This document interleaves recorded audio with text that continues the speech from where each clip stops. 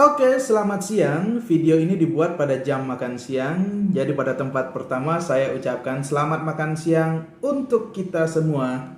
Saya sudah berdoa, jadi saya mau pamer apa yang saya punya pada siang hari ini. Tentunya cingking nasi. Orang Indonesia harus nasi. Kemudian saya punya ikan goreng. Oh, ikan goreng, guys. Estetik ya. Mari kita ambil langsung. Ini saya rasa potongan yang cukup besar. Ikan goreng. Selain ikan goreng, kita juga punya ikan kuah. Ini nggak perlu dimiringkan ya. Nanti tumpah semua, harus. Wow. Ini siang ini porsinya sedikit-sedikit aja, gengs. Sedikit-sedikit tapi lama-lama jadi bukit ya. Oke, segitu dulu. Kemudian kita punya rumpu rampe. Ini ada kondimen-kondimennya.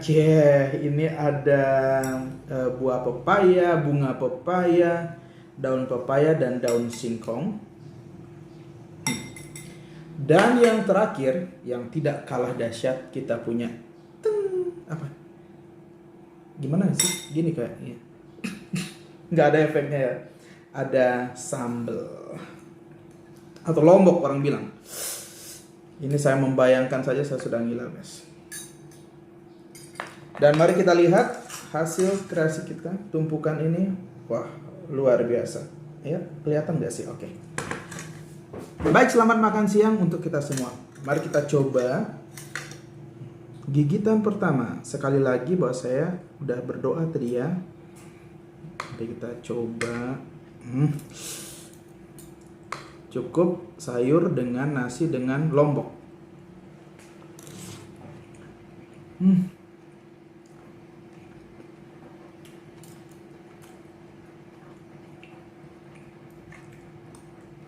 Enak. Lombok lagi.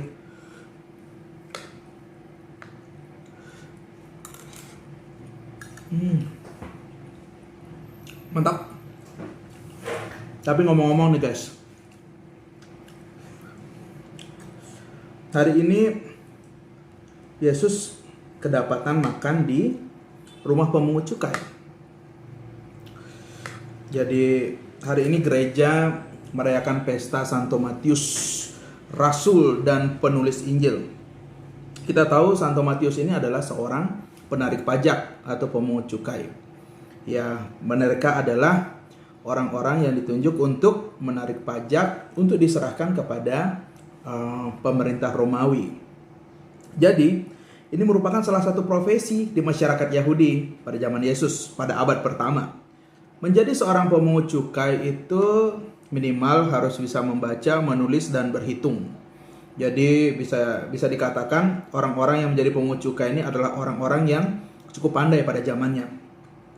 Ya standar lah ya, membaca, menulis, menghitung. Tapi sayangnya profesi ini dibenci masyarakat Yahudi. Kenapa? Alasan pertama ya, membayar pajak itu bukan menjadi sesuatu yang menyenangkan. Ya kalau bisa lah nggak usah bayar pajak gitu kan, bebas pajak itu menyenangkan gitu. Itu saya rasa impian harapan banyak orang, apalagi masa-masa sulit seperti ini kan. Jadi membayar pajak adalah sesuatu yang memberatkan masyarakat Yahudi pada zaman itu. Dan mungkin juga atau pasti sampai zaman sekarang juga masih berat ya. Nah itu. Kemudian mereka juga membenci pekerjaan ini karena pajak yang diambil itu diserahkan kepada pemerintah Romawi yang artinya pada saat itu adalah musuh dari rakyat.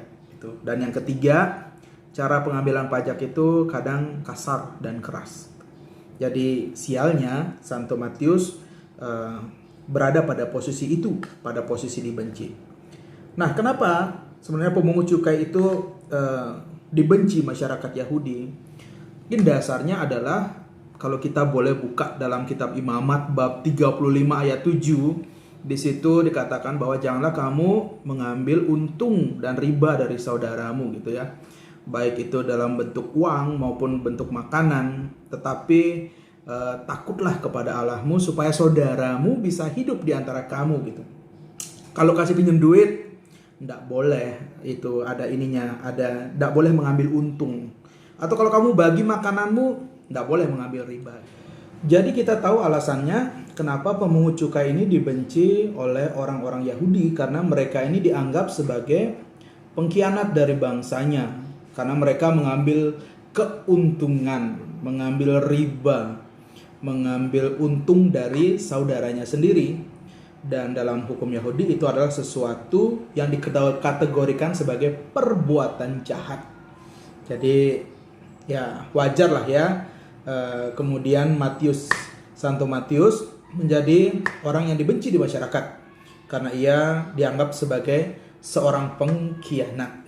Nah, ada satu bagian menarik nih. Setelah Matius komitmen untuk mengikuti Yesus, kemudian Yesus pergi datang makan di rumah Matius. Lalu apa yang terjadi? Orang-orang Farisi, orang-orang Yahudi kemudian mengatakan kepada murid-murid Yesus, gurumu makan bersama pemungut cukai dan orang-orang berdosa. Jadi ada rasa nggak suka di situ. Tapi kalau kita refleksikan, kemungkinan tidak suka dari orang-orang ini muncul karena dua hal. Bisa saja yang pertama, karena Yesus duduk bersama orang-orang yang mereka anggap berdosa. Mereka tidak mau nanti Yesus ikut terkontaminasi nih sama dosa-dosanya pemungut cukai dan orang-orang berdosa lain yang dianggap berdosa sama mereka. Itu yang pertama. Yang kedua, bisa jadi mereka tidak suka orang-orang berdosa itu duduk dekat atau duduk makan sama Tuhan, sama sang guru. Ya, mungkin juga rasa tidak suka ini awet sampai zaman sekarang ya. Jadi mungkin orang tidak suka melihat orang-orang berdosa itu dekat dengan Tuhan.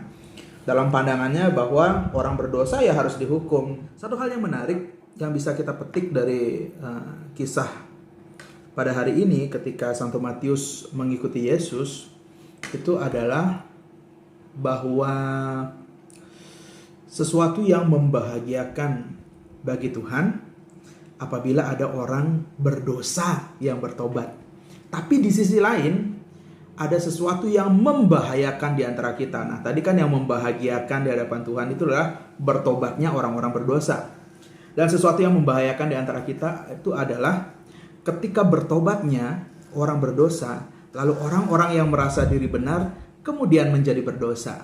Gimana aturannya itu?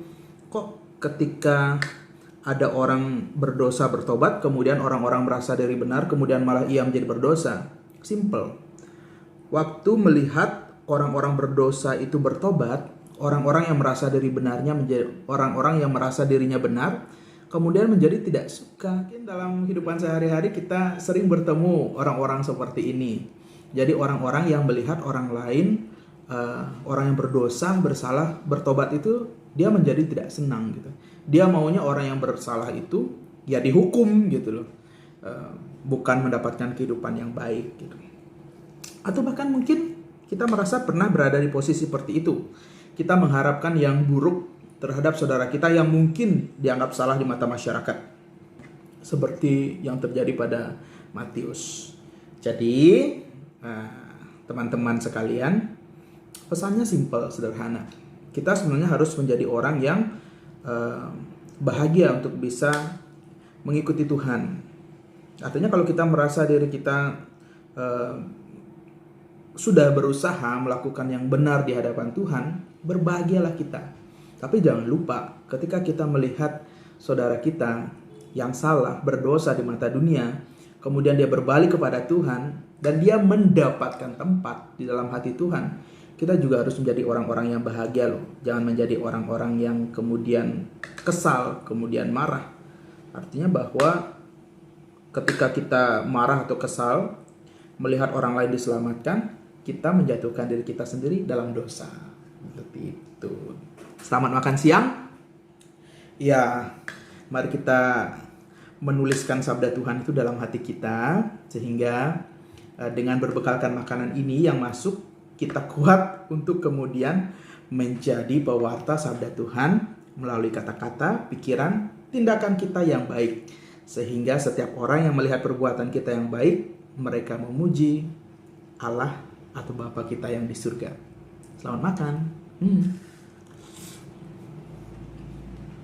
Enak. Best.